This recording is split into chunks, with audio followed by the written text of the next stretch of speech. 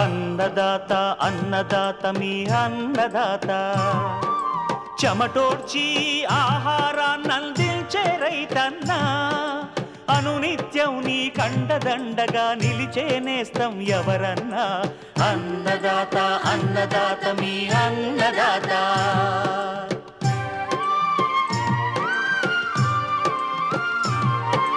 నూతన రీతుల సాగుబడికి నూరింతలు పెరిగే దిగుబడికి సూచనలిచ్చే సస్య రక్షణకు పశు పోషణకి శాస్త్ర విజ్ఞానం అందించి ముందుకు నడిపే తెలుగు రైతు భారతదేశానికి మకుటం అయ్యేలా తీర్చిదిద్దే ఆశయంతో మిమ్ము మేలు కొలిపేది అన్నదాత అన్నదాత అన్నదాత మీ అన్నదాత అన్నదాత అన్నదాత మీ అన్నదాత.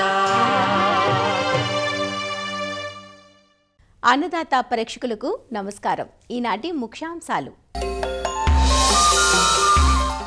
చెరుకు బాల్య దశలో ఎరువులు, నీటి యాజమాన్యం, వేసవిలో లోతు దుక్కుల ప్రాముఖ్యత, అనువైన పరికరాలు, చూడి పశువుల్లో గర్భాశయం మెలితిరిగే సమస్య, జాగ్రత్తలతో సుఖప్రసవం, ఇంకా జై కిసాన్ వ్యవసాయ సమాచారం.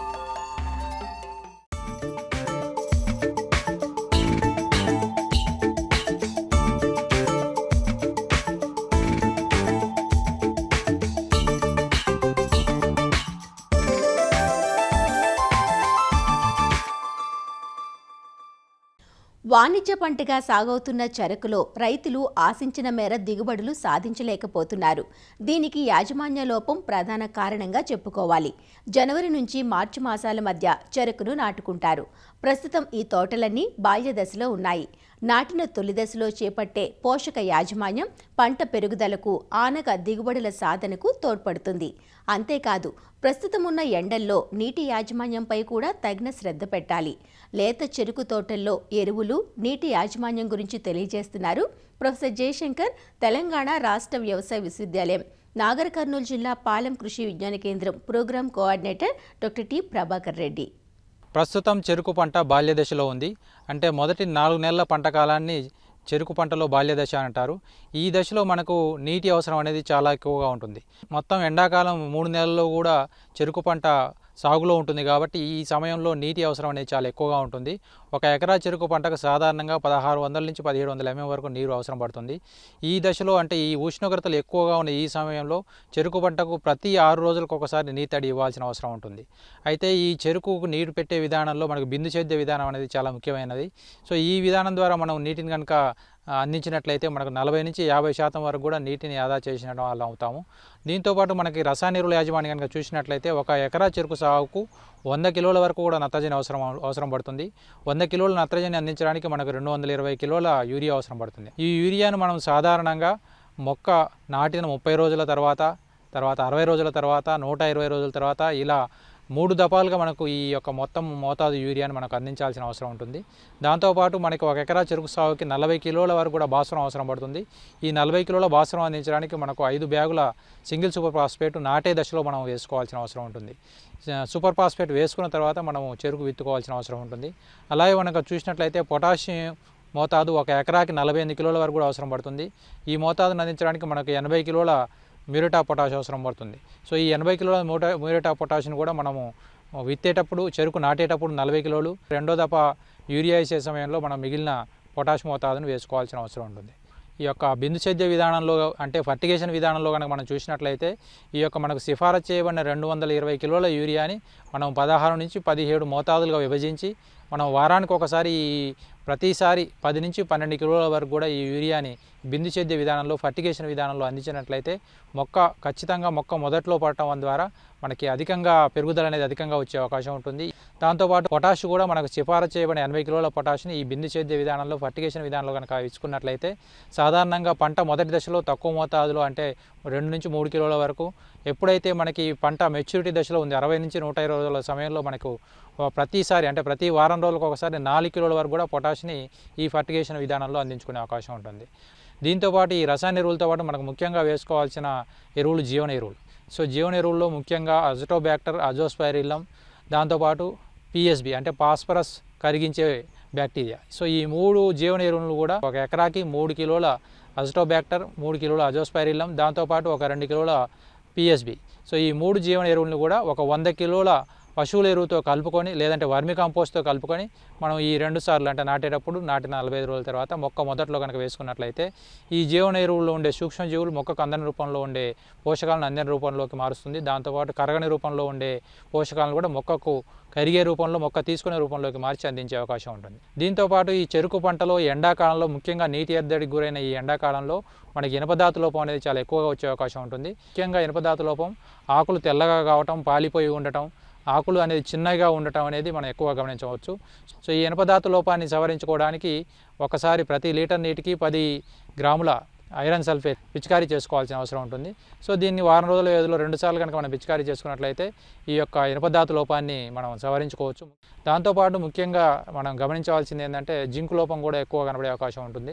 సో ఈ జింకు లోపం కనపడినప్పుడు ఆకుల మీద చారలుగా పొడుగ్గా నిలువుగా ఏర్పడే అవకాశం ఉంటుంది. కాబట్టి సో దీనికి మనకి 2 గ్రాముల జింక్ సల్ఫేట్ని లీటర్ నీటికి కలిపి వారం రోజుల వ్యవధిలో 2 సార్లు కనుక మనం పిచికారీ చేసుకున్నట్లయితే జింకు లోపాన్ని సవరించుకోవచ్చు. చెరుకు పంట ఒక ఏడాదంతా భూమిలో ఉంటుంది, అధికంగా పోషకాలను భూమి నుంచి తీసుకుంటుంది. కాబట్టి ఒకే రసాయన ఎరువుల రూపంలో కాకుండా వివిధ రూపాలైన జీవన ఎరువులు, పశువుల ఎరువు, సేంద్రియ ఎరువు, దాంతోపాటు రసాయన ఎరువులు అన్నిటి రూపంలో వేసుకున్నట్లయితే మనకు అధిక దిగుబడి సాధించుకునే అవకాశం ఉంటుంది.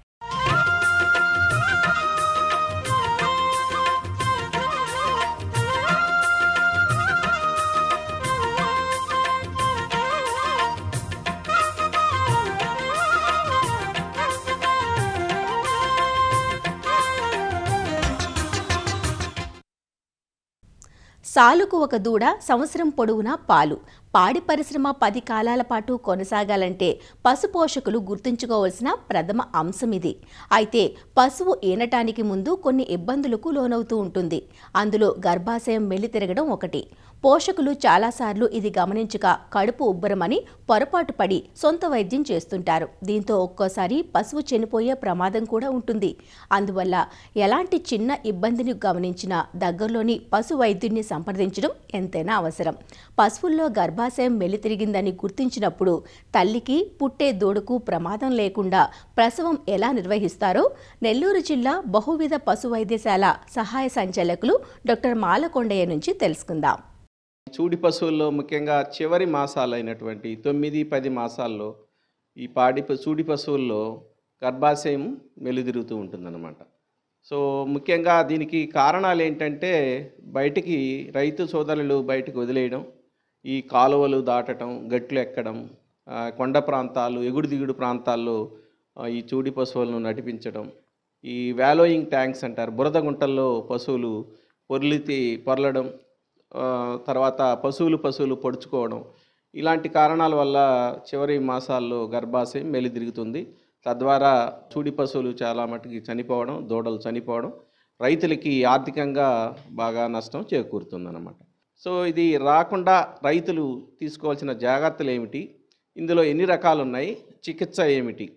ఇందులో ముఖ్యంగా ఈ ఎడం వైపు మెలి తిరగడం లేదా కుడివైపు తిరగడం, తర్వాత ఈ గర్భాశయ ముఖద్వారం ముందు భాగం లేదా తర్వాతి భాగం, సర్వీక్స్ అంటారు దాని, గర్భాశయ ముఖద్వారం ముందు భాగం తర్వాత భాగం మెలి తిరగడం జరుగుతూ ఉంటుందన్నమాట. స్థాయిని బట్టి అది 90 డిగ్రీలు, 180 డిగ్రీ, 270, 360 డిగ్రీలుగా దాన్ని వర్గీకరించారు.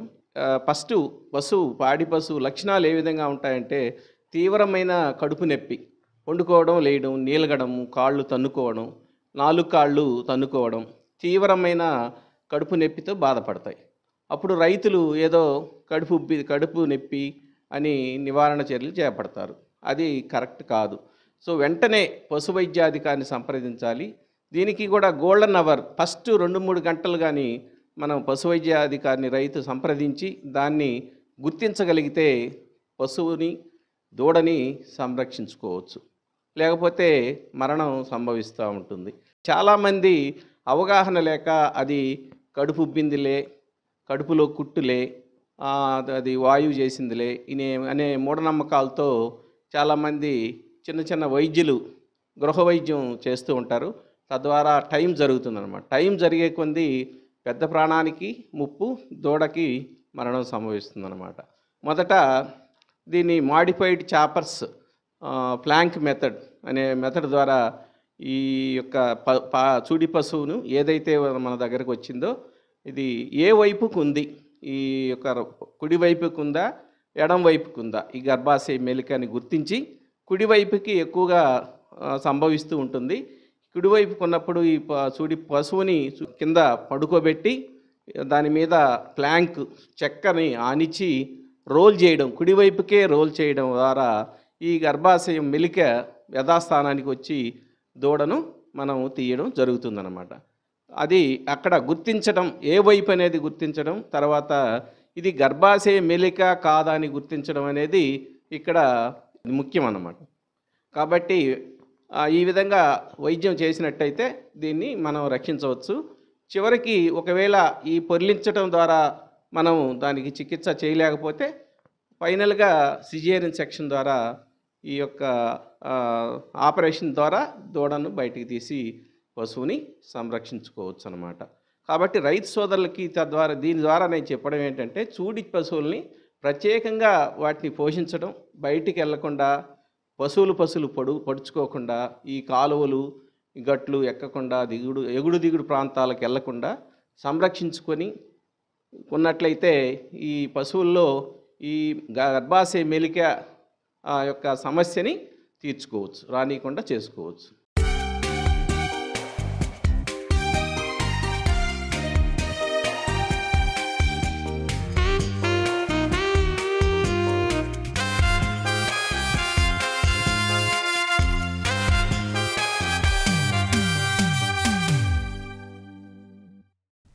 పంట భూములను వేసవిలో లోతుగా దున్నటాన్ని లోతు దుక్కులు అంటాం.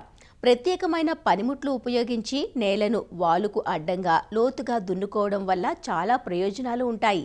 పంటల సాగుతో గట్టిపడ్డ భూమి పై పొరలను తెరవడంతో పాటు లోతుగా దుక్కి చేయడం వల్ల లోపలి మట్టి పొరలు బాగా వదులవుతాయి.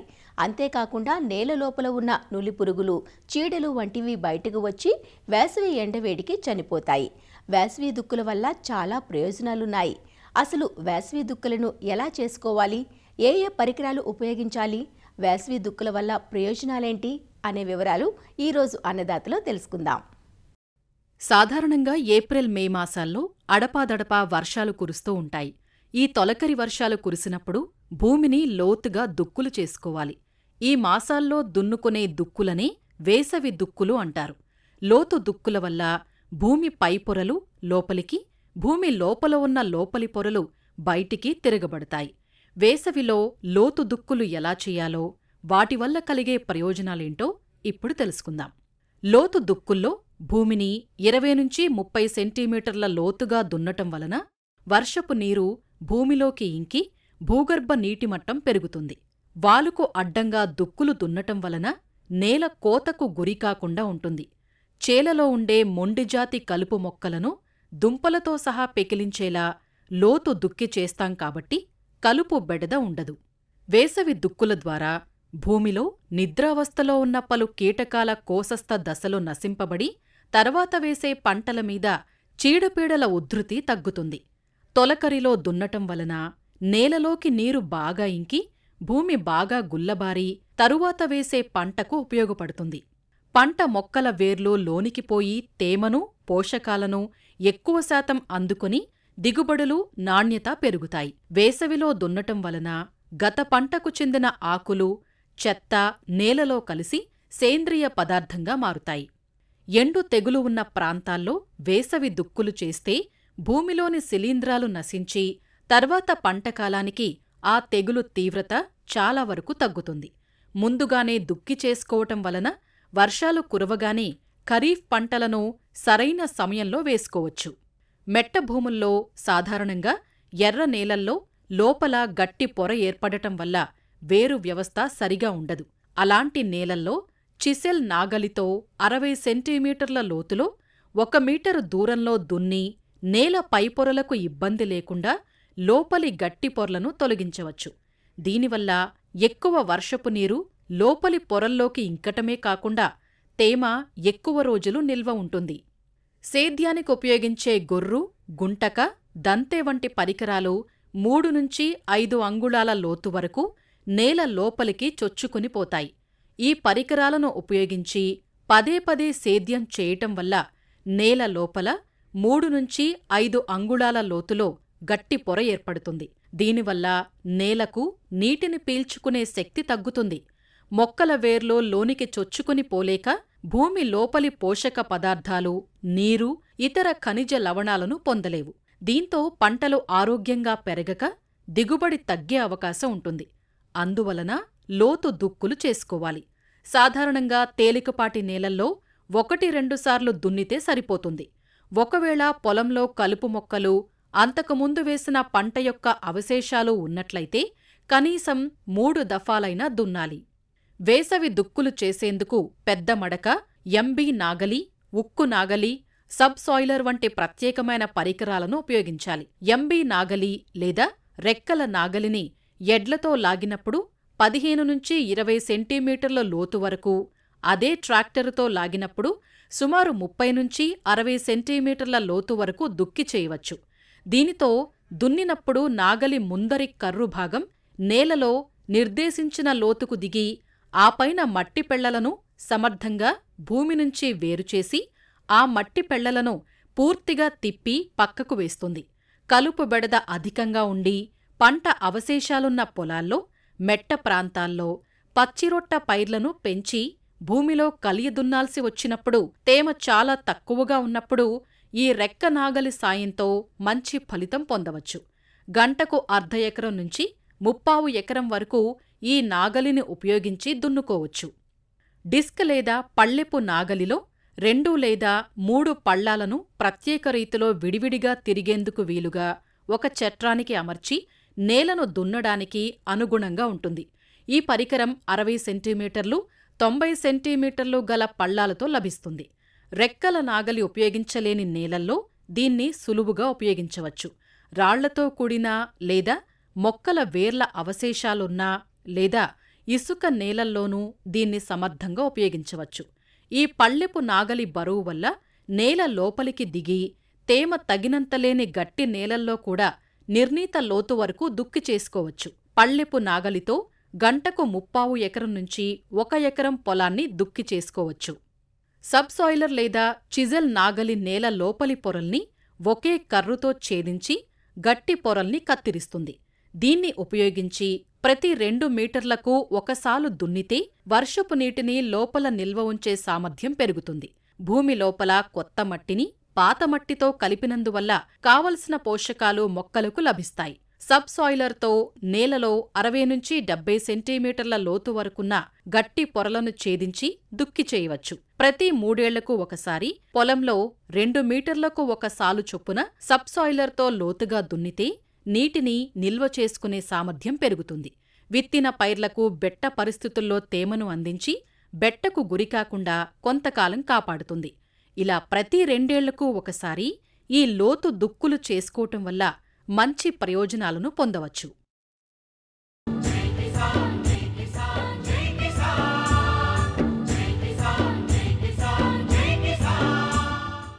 వ్యవసాయ సమాచారం ఇప్పుడు జై కిసాన్లో చూద్దాం. పెరిగిన ఎండలతో భూగర్భ జలాలు పడిపోయి బోర్లు పోయక వరిచేలన్నీ ఎండిపోతున్నాయంటూ నారాయణపేట జిల్లా వరి రైతులు ఆందోళన చెందుతున్నారు. కనీస తడులందించే పరిస్థితి లేకపోవడంతో పలు ఇబ్బందులు ఎదుర్కోవలసి వస్తోందంటూ వాపోతున్నారు. యాసంగి సాగు ఆరంభంలో కురిసిన వర్షాలు, చెరువుల్లో చేరిన నీటితో సాగుకు డోకా లేదనుకుంటే పంట ఎదిగే సమయానికే నీరందని పరిస్థితి వచ్చిందంటూ వాపోతున్నారు. మాది 2 ఎకరాల పొలం మొత్తం ఎండిపోయింది సార్. వాటర్ లేక ప్రభుత్వం ఆదుకోవాలని కోరుచున్నాను.